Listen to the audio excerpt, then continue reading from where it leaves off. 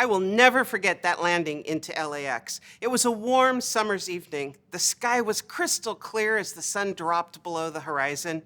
It was the moment in the day when the streetlights are on and the Los Angeles basin becomes a sea of little dots of illumination. As we made our way in from the north, the plane drifted out over the ocean, then made that hard left turn inland. I was sitting on the left side of the plane, up against the window, and I had the most amazing view. We flew right over the Hollywood Bowl. That outdoor amphitheater holds well over 17,000 people and hosts concerts of all music genres all summer long. The venue stood out from the dark hills around it as we flew by, bathed in the wash of the floodlights. A few seconds later, we flew over Dodger Stadium. It was a full house, and there was action on the field. The lights on the top of that hill were bright and inviting. A good game was underway. Then the plane made the turn to the right, a full pivot to line us up with the runway. And just as we swung around, the fireworks at Disneyland went off. Brilliant explosions of light and color firing up and arcing across the night sky. It was stunning. Well, on a night like that, with a view like that, you can't help but want to be there in any one of those venues and be part of the action. But if you're like me, your very next thought is, yeah, but what can I do? The book of Acts in the New Testament records for us the challenges and excitement of the early church. In the days following Jesus' return to heaven, the Holy Spirit came on the day of Pentecost to fill up and inspire and charge up the band of believers and Jesus' followers. And then they were launched out into the world to bring good news to those around them, to put their love for God into action in care for and service to others. There was so much to do, and it was all hands on deck.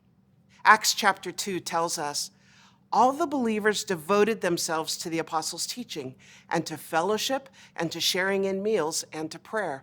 A deep sense of awe came over them, and the apostles performed many miraculous signs and wonders.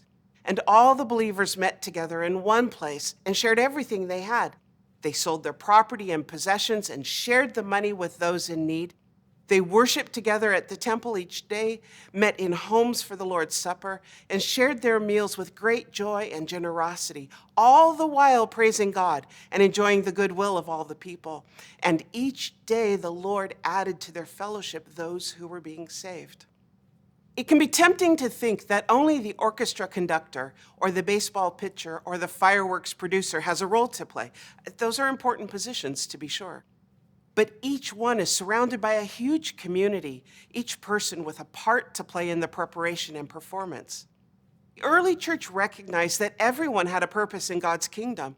No task was too important or not important enough. And every day, the transformation of one life led to the invitation and transformation of another. Have you ever asked yourself, why am I here? Those early Christians found their purpose in their participation in the community. The Lord provided the opportunity, and they said yes to the task, all different kinds of tasks. At the Salvation Army, we are looking for people who will say yes to the task. There's a lot going on in our corner. It can be pretty exciting at times, and we need helping hands. Maybe you're the upfront person, like the vocalist on the stage, able to inspire and motivate others to volunteer their time to serve people in need. Maybe you're the one who sparkles with joy, like those fireworks, who naturally brings rays of sunshine into the lives of others while delivering a meal to a homebound individual. Maybe you're the one who has the patience, like the skilled batter, to wait for just the right moment to give it everything you've got and speak up on behalf of someone in need. Or maybe right now you're the one who just needs to sit and soak in the goodness of God while you figure out what you're made to do. That's okay too. Wherever you are, whatever your gifts and abilities, come and join us. Be part of the action. Find your purpose at the Salvation Army. We need you here.